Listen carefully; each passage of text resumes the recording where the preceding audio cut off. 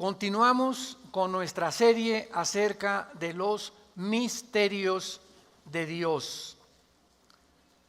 Como hemos visto hasta este momento, la Biblia es un libro lleno de misterios. La palabra misterio o musterión en el griego significa algo no revelado, algo escondido, que es revelado por el Espíritu Santo y es revelado a aquellas personas que comienzan a caminar con Jesús. Cuando Jesús comenzó a contar las parábolas, comenzó a usar un lenguaje, la semilla, el sembrador, cayó una en espinas, otra en las rocas, etcétera, etcétera. Un lenguaje de lo más simple que podamos jamás escuchar. Sin embargo, detrás de cada cosa que Jesús estaba mencionando, detrás de la semilla, detrás del sembrador, detrás de las rocas, detrás de las espinas, se encontraban misterios escondidos, no revelados a la gente común y corriente. Y cuando Jesús en Mateo 13, Marcos 4, tomó a los discípulos aparte, les dijo esto: a ustedes les es dado el conocer los misterios de Dios. No a la gente secular, común y corriente, sino a ustedes que han decidido seguirme. Entonces, estos misterios comienzan a ser revelados a los creyentes, a los cristianos.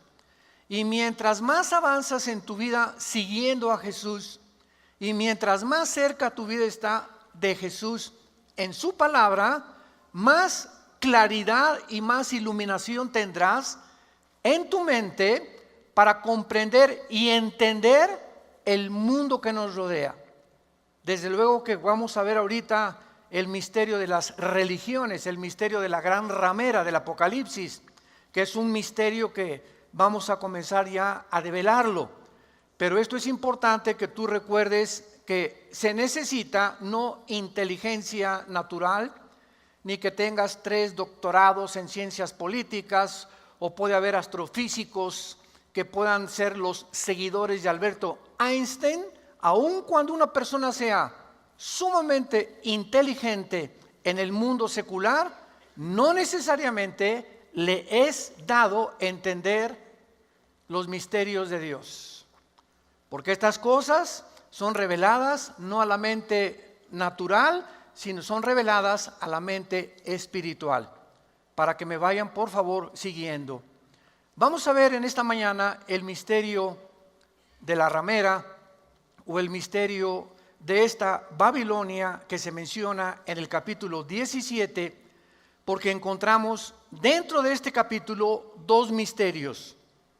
Uno, el de la mujer ramera, y el segundo, el de una bestia con 7 cuernos y con 7 cabezas, y con 10 cuernos.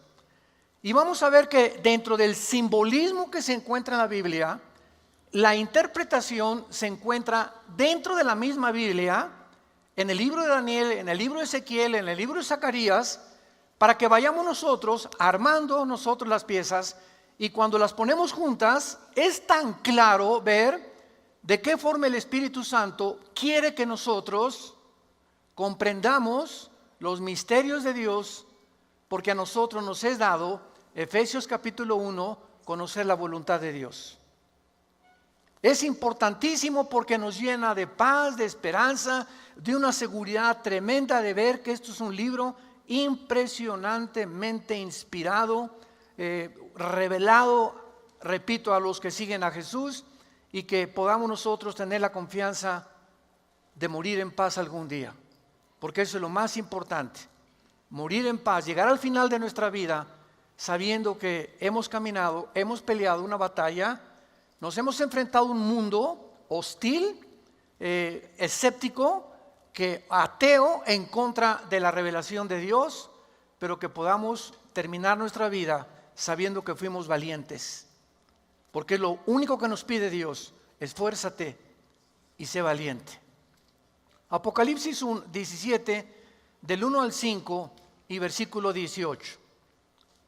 Vino entonces uno de los 7 ángeles que tenían las 7 copas y habló conmigo diciéndome: ven acá y te mostraré la sentencia o el juicio contra la gran ramera, la que está sentada sobre muchas aguas, con la cual han fornicado los reyes de la tierra, y los moradores de la tierra se han embriagado con el vino de su fornicación. Y me llevó en el espíritu al desierto, y vi a una mujer sentada sobre una bestia escarlata, llena de nombres de blasfemia, que tenía 7 cabezas y 10 cuernos. Y la mujer estaba vestida de púrpura y escarlata, adornada de oro, de piedras preciosas y de perlas, y tenía en la mano un cáliz de oro lleno de abominaciones y de la inmundicia de su fornicación, y en su frente un nombre escrito, un misterio: Babilonia la grande, la madre de las rameras y de las abominaciones de la tierra. Versículo 18. Y la mujer que has visto es la gran ciudad que reina sobre los reyes de la tierra. Muy bien, aquí en este capítulo vamos a encontrar que la misma revelación e interpretación se nos da por el Espíritu Santo, pero se requiere entenderla. Hay cosas difíciles de entender y se demanda también tener la capacidad espiritual para poder entender lo que vamos nosotros a estudiar. Lo primero que se nos muestra aquí en este capítulo es que se representa a una mujer, y con el título de la gran ramera, y la madre, imagínense ustedes, la madre o el origen de toditas las abominaciones que han existido en la historia de la humanidad. No solamente de Roma a nuestros días, porque dice de todas las abominaciones de toda la historia de la humanidad. Y lo único que vamos a ver rápidamente es que esta ramera es una ciudad. Y es una ciudad donde ha adquirido el poder sobre los gobiernos, y que esta ciudad continuará existiendo en los tiempos del anticristo. Uno de los misterios más grandes que se escriben aquí lo podemos encontrar en el Apocalipsis. Y primero tenemos que entender la palabra Babilonia, porque en el capítulo 17 hay una Babilonia religiosa y en el capítulo 18 una Babilonia comercial. Una ciudad comercial, una ciudad religiosa, que difícilmente pueden ser las mismas Babilonias. Pero el Espíritu Santo usó la palabra de Babilonia porque la palabra Babilonia, si lo quieres apuntar, simplemente significa confusión. Confusión. Y vamos a Génesis capítulo 10 para que veamos la primera vez donde aparece esta palabra y quién se encuentra detrás de esta palabra. Porque se han hecho muchas especulaciones al respecto para interpretar qué quiere decir el Espíritu Santo con el misterio llamado Babilonia. Y vemos que aparece por primera vez en Génesis capítulo 10, del 8 al 10, con el nombre de la primera ciudad. Ya no es coincidencia, la del Apocalipsis es una ciudad, y aquí aparece con el nombre de la primera ciudad levantada por el primer rebelde en contra de Dios, y el primer rebelde que organizó en el capítulo 11 del Génesis, la Torre de Babel, la primera rebelión colectiva o masiva en contra de Dios para establecer un orden mundial. ¿Me van siguiendo? Lo que vemos nosotros al principio de la Biblia, vamos a ver su culminación, porque no hay nada nuevo debajo del sol. Y la misma estrategia satánica que se nos presenta al principio de la Biblia, vamos a ver que culminará también con el último rebelde, o sea, Nimrod, que la palabra Nimrod significa el rebelde. Vamos a ver que al final de la Biblia, el último rebelde se llama la bestia, o el anticristo, o el hombre de pecado. Entonces, exactamente donde comenzó esto, va a terminar. Y cuando encontramos esto, nos damos cuenta que si comenzó algo al principio de la humanidad, va a correr por toda la historia y va a culminar con este sistema religioso apóstata, y vamos a entender por qué las religiones han sido y seguirán siendo el origen de la confusión espiritual de los seres humanos. Dice de Génesis 10 del 8 al 10, y entonces Cus engendró a Nimrod, que significa rebelde, quien llegó a ser el primer poderoso en la tierra. Este fue vigoroso cazador delante de Jehová. Apunta por favor en tu Biblia la palabra delante, en el hebreo es en contra de. Fue vigoroso cazador en contra de Jehová. Se puso delante porque se ponía a retarlo enfrente. O sea, fue el primer ser humano que se le puso al tú por tú a Dios en un lenguaje ya completamente modificado, para que lo podamos entender. El primer hombre que comenzó a ponérsele, decimos vulgarmente, al brinco a Dios, que comenzó a retar a Dios. Por lo cual se dice como Nimrod, vigoroso cazador en contra de Dios o delante de Dios. Y fue el comienzo de su reino, Babel. El comienzo de su reino fue el inicio de la confusión mundial. En otras palabras, él inició la confusión mundial, y vamos a ver el instrumento que él usó. Erech, Akkad y Cainé en la tierra de Sinar. Aquí se nos muestra, aparte de esto, que la región geográfica donde comienza el origen del ocultismo, la brujería, la astrología, las religiones y todas las demás cosas que han permeado la humanidad por siglos enteros, en casi 6,000 años que tenemos de historia, y que han confundido a los investigadores de Discovery Channel y Netflix y todas las series que pasan en National Geographic, etcétera, etcétera, que tratan de interpretar y quién construyó las torres de Egipto, las pirámides de Egipto. ¿Cómo es posible que los mayas hayan podido tener un conocimiento de hace 4,000 años, hacer el calendario solar y el calendario lunar? ¿Cómo es posible que los mayas hayan podido situar sus pirámides hacia los 4 puntos cardinales y hacia las estrellas de Orión en el espacio? ¿Cómo es posible que la impermeabilización de las pirámides de Egipto no hayan podido sufrir absolutamente nada en más de 4 o 5,000 años que las construyeron?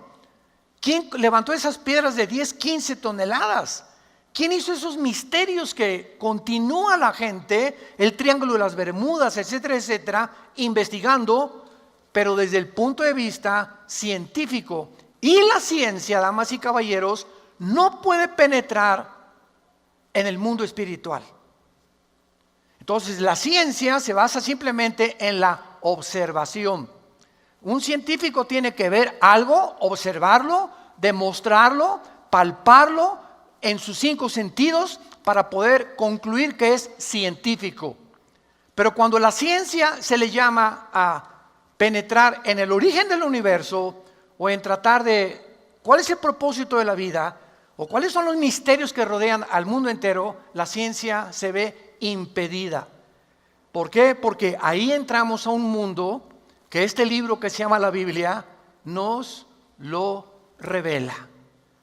Y se los revela ¿a quiénes? A los que siguen a Jesús. A ti te es dado conocer los misterios del reino de Dios. Aparte de que se nos revela en este pasaje del Génesis que Nimrod, el primer rebelde que se enfrentó contra Dios, y cuando habla que era un cazador de almas, fue el primer perseguidor de los seres humanos.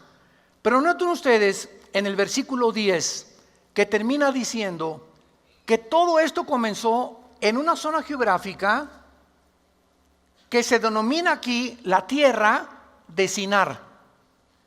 También se usa la tierra de los caldeos y se está refiriendo a Babilonia antigua en unión con Siria. O sea, las naciones actuales de Siria y de Babilonia eran una sola en la Mesopotamia antigua. Ahora en el siglo XX se dividieron. Entre 1930 y 1950 vino la división de todo lo que encontramos ahorita de Jordania, Líbano, Irak, Irak y Siria y todas las demás naciones, Israel en el Medio Oriente. Pero antiguamente Siria e Irak eran una región unificada. Y esta región unificada en la Biblia se le llama Babilonia. Y fue la Babilonia del rey Nabucodonosor, ¿se acuerdan? En el capítulo 2 de Daniel, él es el que le interpreta a Nabucodonosor su sueño. Entonces, la Biblia nos muestra que en esta zona geográfica de Irak, que es la Babilonia actual, Irak y Siria, se encuentra la concentración más grande de demonios, de espíritus y de principados demoníacos. Y no es coincidencia que ahí va a terminar también la humanidad, en la famosa batalla del Armagedón. Cuando vayamos a Israel, vamos a estar en el Valle del Megido. Cuando Napoleón llegó al Valle del Megido, él dijo, aquí se va a pelear la última guerra internacional. Eso dijo Napoleón Bonaparte. Y cuando vamos al Valle del Megido, vamos a subir como una media montaña, donde se ve, es una explanada impresionantemente grande, que ahí va a ser precisamente la batalla del Armagedón. Ahí vamos a tener una conferencia para explicar todo lo que es el Armagedón, y vamos a ver claramente que ahí precisamente es la zona donde más actividad demoníaca existe. Vamos a comprobarlo, vamos a Apocalipsis 9, y veamos por qué decimos que es la zona geográfica donde se originó la primera rebelión con Dios y que dio origen a las religiones, a la astrología, a la brujería, a la magia blanca, al ocultismo y a todo aquello que es un misterio para la gente. Por ejemplo, los espiritistas se reúnen en una casa, se agarran de las manos y ¿qué comienzan a hacer? Invocamos al espíritu de Cuauhtémoc, o al espíritu de Doña Cholita que baje. Y un medium, que es supuestamente el canalizador con los espíritus, comienza a comunicarse con algo que no es visible, es etéreo, ¿verdad? Incorpóreo, y que creen que son ánimas en penas y que la ciencia no puede penetrar en ese mundo, pero que saben que existe y que es real, porque es real, y que la Biblia nos muestra que en lugar de comunicarse con cualquier espíritu, están comunicando con demonios, con espíritus. Por eso la Biblia nos prohíbe a los cristianos involucrarnos en el espiritismo, que no te lean las cartas tarot, la bola de cristal, el café turco, la ouija, peor todavía. Todas estas cosas pertenecen al mundo espiritual. Pero veamos en Apocalipsis 9, versículo 13, ¿por qué esta región geográfica de Irak y de Siria se concentra la mayor actividad demoníaca del mundo? El ángel tocó la trompeta, el sexto ángel tocó la trompeta, y oí una voz de entre los 4 cuernos del altar de oro que estaba delante de Dios, diciendo al sexto ángel que tenía la trompeta: desata a los 4 ángeles que están atados junto al gran río Bravo. ¿Eso dice? No, ¿verdad? Junto al Nilo, junto al Danubio. Claramente la Biblia nos muestra que actualmente se encuentran en el río Éufrates que sale de Turquía y tiene una longitud como de 3,000 kilómetros y desemboca en el Golfo Pérsico, o también se conoce como el Estrecho de Hormuz, donde ahorita, ¿verdad?, en el lado este del Estrecho de Hormuz, del río Éufrates, se encuentra Irán, que en la Biblia está con el nombre de Persia. Y ahí en este Estrecho de Hormuz, en el Golfo Pérsico, ahorita hay una batalla entre los iraníes, que están deteniendo a los barcos petroleros ingleses y teniendo problemas con barcos estadounidenses, y están armando un conflicto y una tensión, porque si el Golfo Pérsico se cierra por Irán, Europa va a carecer del petróleo y del gas necesario. El petróleo iría tal vez a $500 el barril, pero provocaría una economía completamente exasperante, y es un punto de tensión actualmente en el mundo. Entonces, el río Éufrates junto con el río Tigris son dos ríos que atraviesan Irak, Israel y Siria y desembocan en el Golfo Pérsico. Y ahí en esa zona se encuentran 4 chulis, 4 angelitos, y no son angelitos de la guarda. Son 4 principados satánicos, que cuando estudiemos el capítulo 10 de Daniel vamos a encontrar que en los tiempos de Daniel, dice la Biblia que cuando mandó Dios un ángel del cielo a traerle a Daniel una respuesta que contenía el programa de Israel y del futuro de Israel, se le atravesó un ángel, un principado demoníaco, que se le llama el principado de Persia o de Irán, que estaba impidiendo que el ángel de Dios llegara a la tierra, que se encontraba en Babilonia, Daniel, para poder encontrar y decir que era el futuro de Dios para Israel. Entonces, nos habla la Biblia que en el libro de Daniel hay 4 imperios que fueron gobernados por Satanás. Lo vamos a ir viendo poco a poco. Babilonia, que es Irak. Los medos y los persas, que fue lo que sucedió al imperio de los babilonios. En tercer lugar, Grecia con Alejandro el Magno, y número 4, Roma. La historia, damas y caballeros, nos da testimonio de que exactamente lo que la Biblia dice acerca de la geografía, la arqueología, la paleontología, la antropología, la historia, la genética, la química, todo absolutamente lo que este libro nos revela es verdad. Y nosotros que seguimos a Jesús lo podemos corroborar con la historia, relacionando todo lo que está pasando con la Biblia. Porque este es el libro donde se concentra todo absolutamente lo que Dios ha querido revelarle al ser humano. Pero no a cualquier ser humano, insisto, a los que siguen a Jesús. Muy bien. Ahora entonces la palabra Babel, que significa confusión, de ahí viene la palabra Babilonia. Vamos ahora a continuación a demostrar por qué se usa la palabra Babilonia en Apocalipsis 17. Vayamos a Apocalipsis 17 otra vez. ¿Por qué se usa Babilonia en el versículo 5 para designar a las religiones? O con el nombre de la madre de las rameras, vamos a ver también por qué. Y esto es lógico porque vamos a demostrar que esta palabra es usada para todas las religiones y todos los sistemas ideológicos que el ser humano ha tratado de inventar para poder llegar a Dios. Dios estableció la única manera de que pudiéramos reconectarnos con Él. Y desde el principio se lo reveló a Adán y a Eva en el capítulo 3 del Génesis.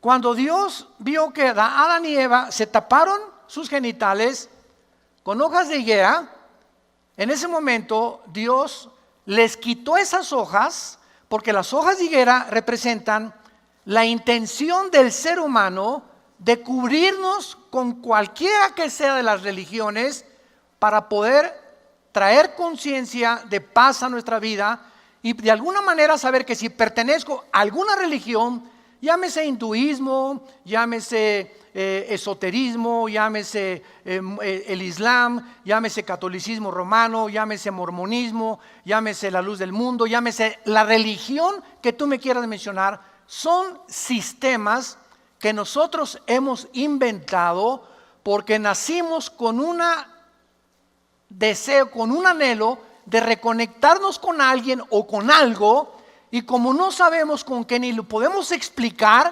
agarramos un tronco de árbol y lo cortamos y le damos la forma de una persona y nos hincamos delante de lo que nuestras manos crearon o modelaron. O agarras cemento, yeso y hace la forma de un santo o la forma de una virgen, y ante lo que nosotros hicimos nos inclinamos a adorar. Esto en la Biblia se llama idolatría, paganismo. ¿De dónde viene? De Babel. Es la confusión, el ser humano está confundido.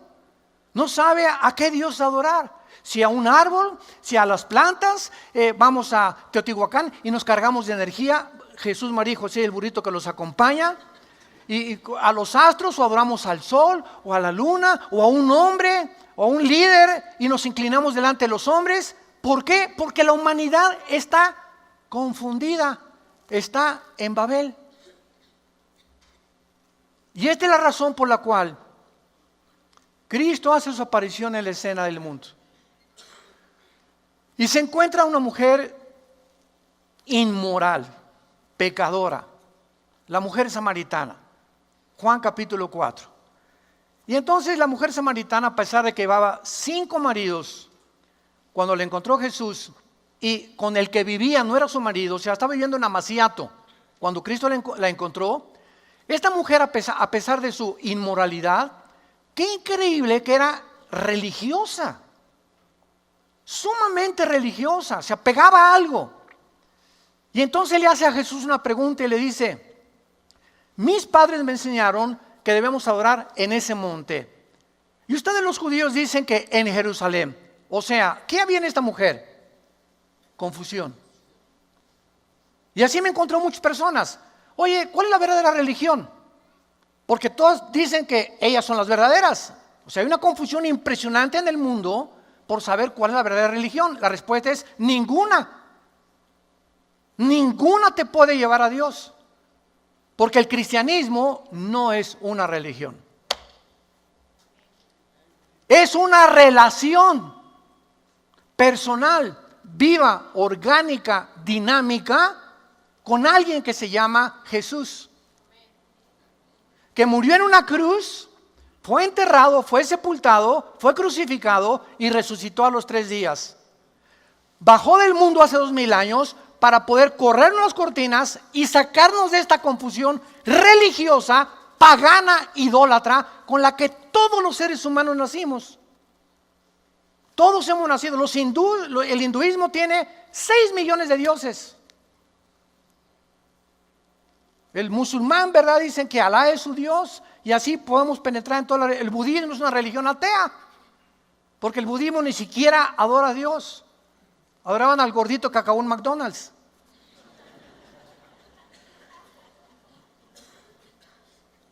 Entonces, Cristo le dice a la mujer samaritana: mujer, síganme con mucho cuidado. Él viene a quitarnos de esta confusión, Jesús. No es ni en ese monte, ni es en Jerusalén. Mi Padre es Espíritu. Y entonces Jesús le dice a la mujer samaritana: escúchame a mí. ¿Cuál es la respuesta? Oigamos lo que dice Jesús. Él nos viene a traer la realidad de la verdadera adoración. Y entonces Jesús a continuación le dice a esta mujer confundida, religiosa y también inmoral: mi Padre es Espíritu, y los que le adoran necesitan adorarle en espíritu y en verdad. ¿Cuál verdad? Si cada religión tiene sus verdades, entonces tenemos que saber que no pueden haber 2 verdades. Porque si una religión contradice a la otra, yo tuve una reunión hace mucho tiempo con un entrevistador llamado Nino Canún. Mi esposa me acompañó. Y en esta entrevista que se llamó Los Fantasmas, estaba un budista, estaba un rabino, estaba un brujo junto a mí. Cada vez que abría la Biblia se le ponían los ojos en blanco. Y así se veía en el video, no mi esposa es testigo. Y estábamos todos discutiendo, ¿no? Entonces, cuando acabó esta reunión, en el tercer programa, fueron como 5 programas, me dijo esta persona, Nino Canún, me dice, no, usted ya no puede traer la Biblia. Le dije, ¿cómo que no? El programa se llama ¿Usted qué opina? Entonces, yo no tengo ninguna opinión, quiero que oigan la opinión de la Biblia, porque yo no tengo ninguna verdad, ningún ser humano posee la verdad la tiene Dios. Y si hay una verdad, tiene que venir de Dios, nada más. Y la Biblia nos muestra cuál es esa verdad.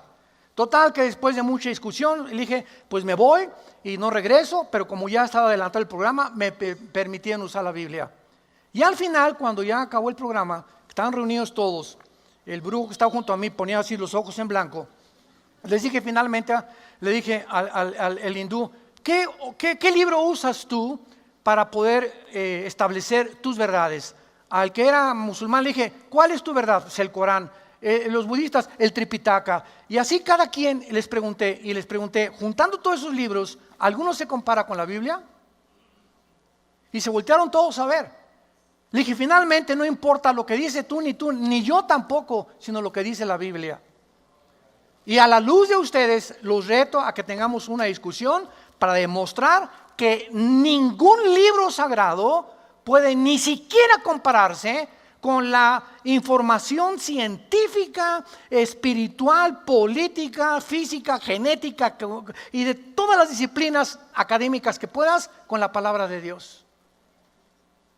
Y además, el líder de ustedes, le dije al musulmán, bueno, ¿y tú cuál es tu líder? Mahoma se casó con una niña de 10 años. ¿Ese es tu líder? Los budistas, ¿quién es tu líder? El gordito. Buda, Gautama Buda. ¿Y cuál es tu líder de los hindúes? Brahma, Vishnu y Siddha. Dioses que ni siquiera conocen, ni saben, ni dejaron ningún legado. Entonces, cuando vamos al fondo de todas las cosas, nos damos cuenta que si seguimos a Jesús, Él nos va a guiar a la verdad. Como en esta mañana nos está guiando a la verdad.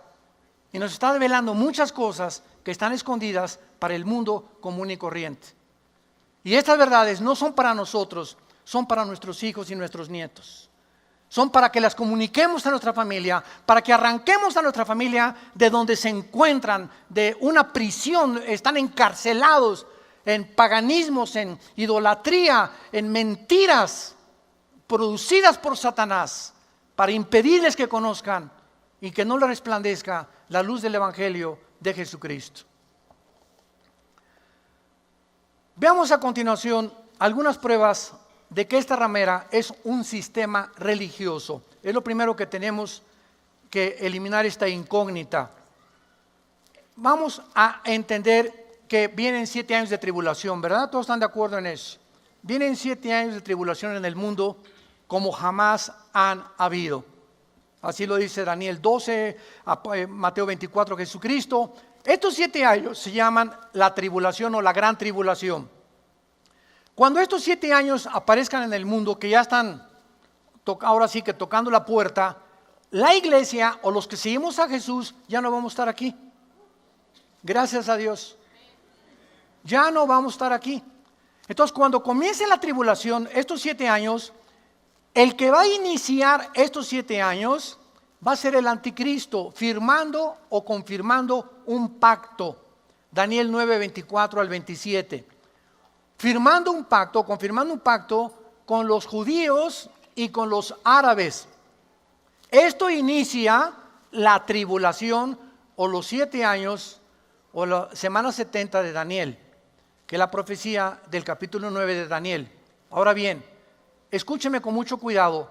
Los primeros 3 años y medio, ¿quiénes van a perseguir a los cristianos? El sistema religioso. La gran ramera, como lo vamos a ver.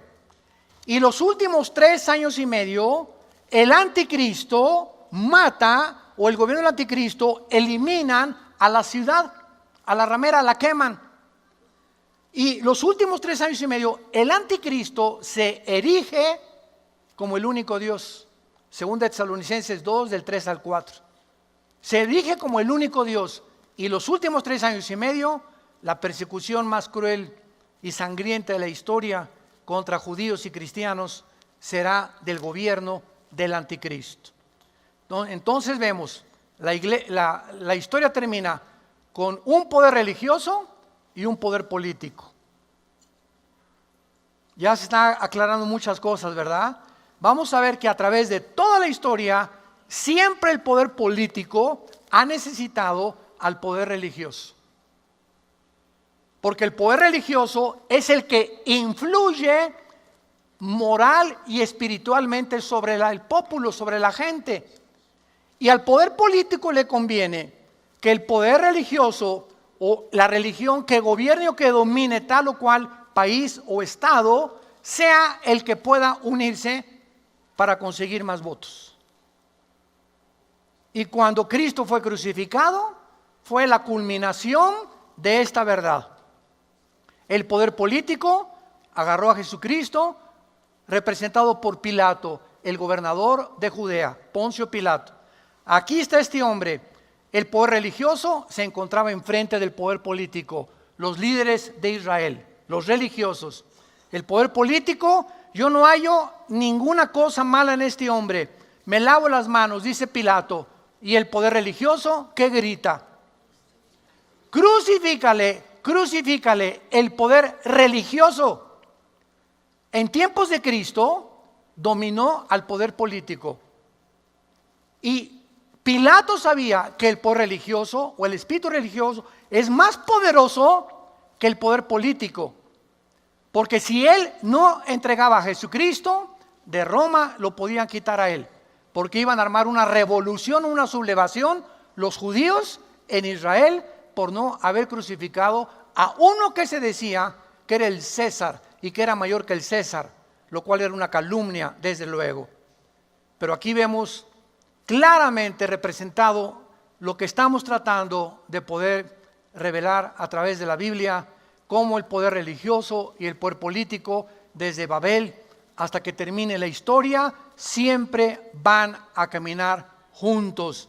Por eso se muestra a la ramera en Apocalipsis 17 montada sobre ¿quién? Sobre la bestia. ¿Quién es la bestia? El poder político del anticristo. La mujer ramera montada sobre la bestia, dominándolo, controlándolo, hasta que cuando ya el anticristo, el poder político sepa, ya no necesitamos al poder religioso, se deshacen de la ramera, en Apocalipsis 17 casi ya del 15 en adelante, y la queman. Queman la ciudad y el anticristo se nombra Dios, el único Dios al que hay que adorar.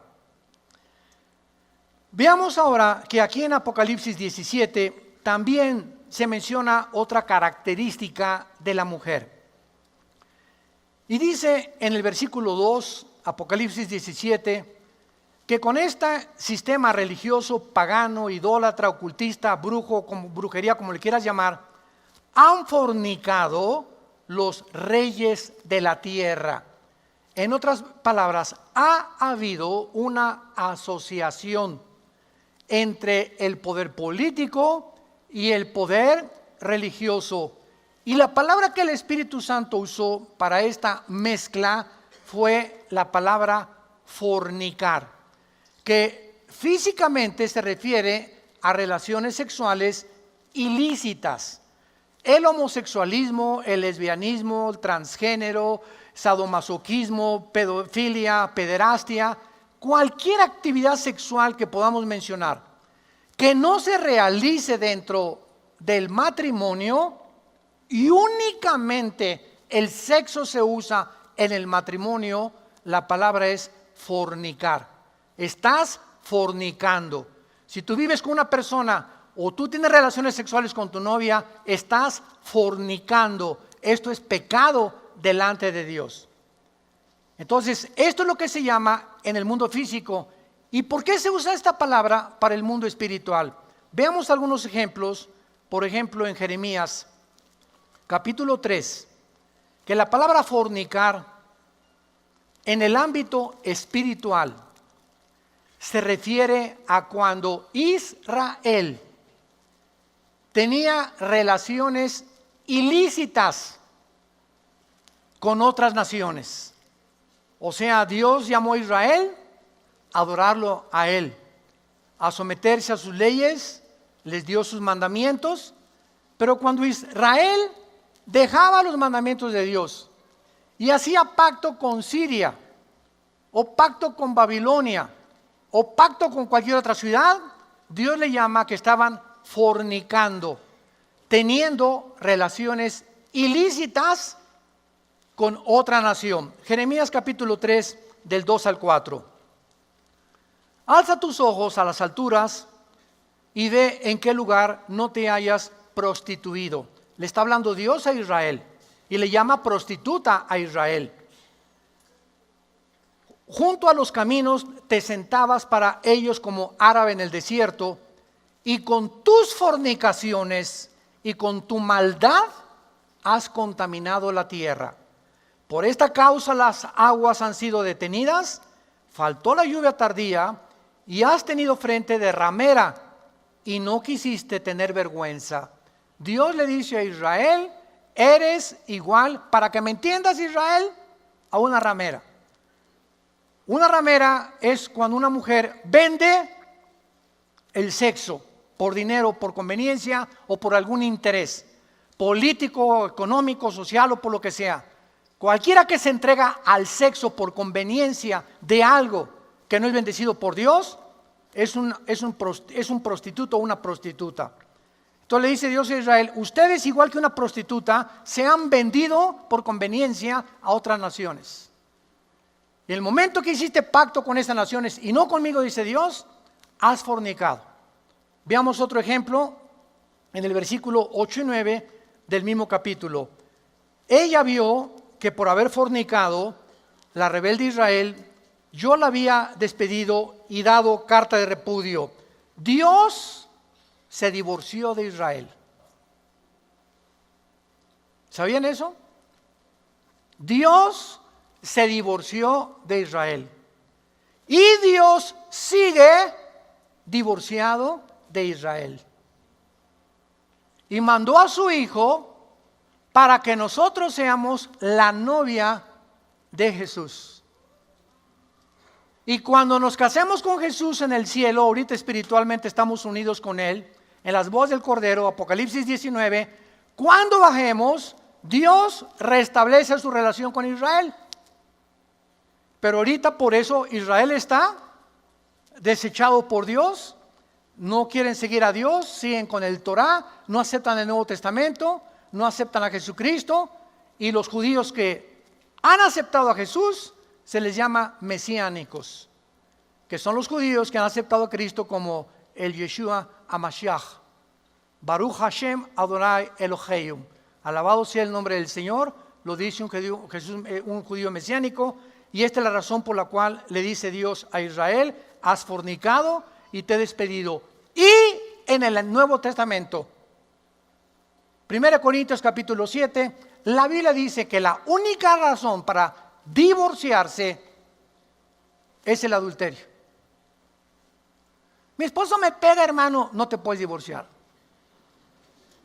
Vete con tu mamá 3 meses o lo que sea. La única causal para el divorcio bíblicamente es el adulterio y el abandono de hogar. Ahora no vamos a hablar de eso, ¿verdad? Pero si tu esposo ha cometido adulterio y tú lo quieres perdonar, esa es tu responsabilidad. Que lo quiere esperar a que regrese, se fue con 2 amantes, pero va a regresar. Y allá anda el gavilán pollero, ¿verdad? Se iguala las 2 palomas, y hay hermanitas que los vamos a esperar porque me dicen la monjita de la Madre Teresa de Toluca. Bueno, si tú quieres hacer eso, no hay ningún problema, ¿verdad? Pero Dios te da la concesión de poder separarte de un hombre que ya no te quiere, que se ha alejado de ti, que te ha botado, ¿verdad? Y que sigue en fornicación, y tú puedes, es la única causal para el divorcio. Y lo vemos claramente con Israel también. Y veamos también en Ezequiel. Después de Jeremías, no se vayan a Génesis. Después de Jeremías sigue Ezequiel, capítulo 16, 1 y 2. Vino a mí palabra de Jehová, diciendo: hijo de hombre, notifica a Jerusalén sus abominaciones. Sus abominaciones. Versículo 15. Confiaste en tu hermosura. Aquí compara Dios a Israel a una mujer. Confiaste en tu hermosura y te prostituiste a causa de tu renombre.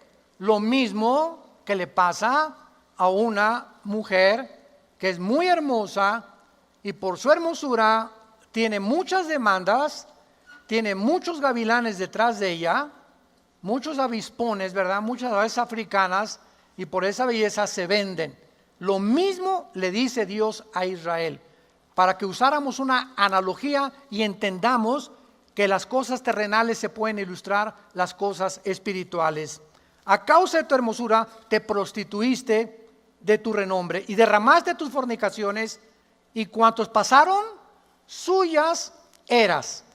El otro día estaba viendo yo una película que me pareció muy interesante, que se llamó La vida de Marilyn Monroe, que fue una gran artista del siglo XX de Hollywood. Y pues la vi como 10 o 15 minutos, pero lo único que pasaron de esta película fue que ella, para abrirse paso en Hollywood, tuvo que acostarse con casi todos los productores de Hollywood. Y esa es la ley. Cualquier mujer, cualquier modelo, cualquiera siempre va a atravesar el mismo camino, un mercado de carne, donde para que te den un puesto o para que puedas prosperar, y como eres bonita, ¿verdad?, te van a sobrar personas que se quieran acostar contigo. Y esto es lo que se llama en la Biblia la prostitución. Vendes tu vida, vendes tu nombre, vendes tu hermosura por un plato miserable de lentejas. Sean santos porque yo soy santo, dice el Señor. Y dice el versículo 16: y tomaste tus vestidos y te hiciste diversos lugares altos y fornicaste sobre ellos, cosa semejante nunca había sucedido ni sucederá más. Bueno, con esto hemos comprobado, ¿verdad? Regresamos a Apocalipsis 17. ¿Por qué se le llama a Babilonia, o a esta mujer ramera, o a este sistema religioso que ha fornicado con los políticos, con los gobernantes? Porque lo podemos ver en los últimos, podríamos mencionar, 10 siglos pasados. Hay un sistema en Europa que se llamó el papado. Y durante casi 10 siglos, desde que muere Constantino, en el año aproximadamente 250-300 después de Cristo, como los últimos emperadores romanos, el poder político de Roma, que duró como 200 años, 250 años, el poder político de Roma se voltea, decimos en México, es la misma gata, pero revolcada. Lo único que hizo Roma fue dar una voltereta y se convierte, del poder político, se convierte en un poder religioso gobernando a los políticos. Y durante 10 siglos, Roma gobernó Francia, España, Hungría, Inglaterra. Ningún rey en Europa se podía casar sin el permiso del Vaticano. Nadie podía hacer ninguna concesión, ni negocios, importaciones o exportaciones sin el permiso de Roma. En otras palabras, el poder religioso durante casi 8 o 9 siglos, en los últimos años de la historia, gobernó al poder político. Y la primera nación que se rebeló contra el poder religioso fue Inglaterra. Y entonces en Inglaterra la reina Victoria comenzó al principio a perseguir a los cristianos, y hubo un hombre llamado Juan Hus, que fue un profeta lleno del fuego del poder de Dios, y comenzó a predicar el evangelio por Inglaterra, etcétera, etcétera, y vino un avivamiento en Inglaterra, comenzaron a abrir los ojos las personas, y entonces Roma mandó perseguirlos y matarlos, como vamos a ver más tarde la Inquisición famosa. Y entonces este grupo de cristianos en Inglaterra huyó de Inglaterra y navegaron y llegaron a Rhode Island o al estado de Virginia en 1625 de nuestra época, de los últimos 2000 años de historia. Y estos peregrinos, se les llamó peregrinos, fundaron Estados Unidos de Norteamérica con la Biblia. Es la única nación de todas las naciones y de toda la historia que fue establecida con los principios de la Biblia. A México no llegaron los peregrinos. Jesús, María y José y el burrito que los acompaña. Llegó Fray Bartolomé de las Casas y llegaron monjes de España, no de Inglaterra, donde el catolicismo romano era el Dios de España. Todavía sigue España bajo muchísimo influjo del Vaticano, y llegaron aquí, pero no con el Evangelio, no con la Biblia, llegaron con la religión. Y entonces México, poblado por los aztecas y poblado por indígenas que por su ignorancia tenían contacto con los espíritus, le sacaban el corazón a las víctimas para ofrecérselos a quién, a los dioses, tratando de apaciguar a los dioses. Llegan estos hombres de España aquí a México y se mezcla la religión con la brujería. Se llama sincretismo, con S de Samuel, sincretismo. Se mezcla la religión con el paganismo y se hace una melcocha o una ensalada del César, donde ya no sabes distinguir qué cosa. Y entonces vemos que detrás de casi todas las religiones, principalmente de Roma, hay infinidad de símbolos paganos. En la otra clase vamos a hablar de eso, pero esta es la razón por la cual nosotros fuimos creados, como la mayor parte de todos los mexicanos y latinoamericanos, bajo una religión. Una religión. Yo me acuerdo que en la casa teníamos una Biblia con un candado en un piano y nadie la podía ver. Yo venía y le hacía así a la Biblia, unas ganas de poder romper el candado, pero hasta que llegara el arzobispo, que era muy amigo de mi papá, solo cada 15 días él tenía la llave del candado. Hasta que en 1962-63 el Segundo Concilio Vaticano, con Juan XXIII, el Papa, rompe esto y se le permite por primera vez en la historia que el populus o el pueblo lea la Biblia sin que haya alguien que se las enseñe. Porque todos decían, el imprimatur, que sin el Vaticano tú no podías leer la Biblia. ¡Qué increíble! Entonces, gracias a Dios que ahora hay millones de católicos, millones que leen la Biblia y se están convirtiendo a Jesús, no a la religión. Están viendo la diferencia entre ser religioso y ser cristiano. El religioso es el que solamente el domingo va a misa o a la iglesia o a la como tú le quieras llamar, pero de lunes a viernes es el hijo del anticristo. Ese es el religioso. El que solamente tiene algo que es el domingo, y con eso ya cumplí. Salen por ella a cumplir. Y a Júa viva Zapata allá en las calles gritando, ¿verdad? Y la persona que es cristiana, los que seguimos a Jesús, descubrimos que la diferencia es que el lunes, martes, miércoles, jueves y viernes necesitamos tener contacto con este libro y con Jesús a través de la oración. Ahí está la diferencia entre si tú eres un religioso o eres un cristiano. Padre, te damos gracias por tu palabra en esta mañana. Vida Nueva para el Mundo se sostiene y propaga el mensaje de salvación de Jesucristo gracias a Dios y a tus donativos. Llevemos juntos el Evangelio de Jesucristo al mundo entero. Realizamos eventos, seminarios, congresos y diferentes programas para dar a conocer el mensaje de salvación y el poder de nuestro Señor, transformando y edificando vidas de mujeres, hombres, niños alrededor del mundo. ¿Qué pasa cuando decides hacer tu donativo? Aunque no puedas llevar la palabra personalmente a todo el mundo, de esta forma lo estás haciendo. Con tus donativos o aportaciones, estás sembrando y formando parte de lo que Dios está haciendo en su obra. Estás ayudando a traer luz a la oscuridad, paz al conflicto y esperanza a los que no tienen ninguna. Dona desde México.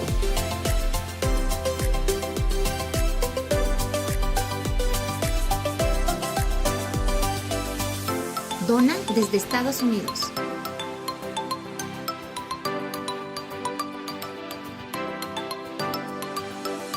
Para el resto de donaciones de otras partes del mundo, www.vidanuevaparelmundo.org.mx/dona.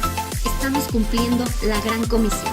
Por tanto, vayan y hagan discípulos a todas las naciones, bautizándolos en el nombre del Padre, del Hijo y del Espíritu Santo, enseñándoles que guarden todas las cosas que les he mandado. Y he aquí que yo estoy con ustedes todos los días hasta el fin del mundo.